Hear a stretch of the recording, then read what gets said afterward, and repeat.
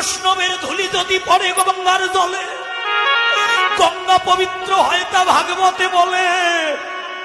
বৈষ্ণবের ধুলি যদি কোনোদিন লাগে কোনো পাপীর গায়ে, পুষ্প রথে চড়ে পাপী বৈকুণ্ঠেতে যায়।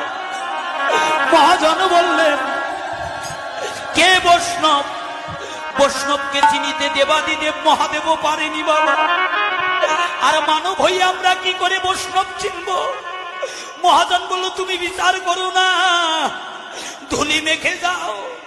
ধুলি মাখতে মাখতে যদি কোনোদিন বৈষ্ণবের ধুলি তোমার অঙ্গে লাগে, তবে একদিন না একদিন তুমি বৈষ্ণবে রূপান্তরিত হবেই হবে।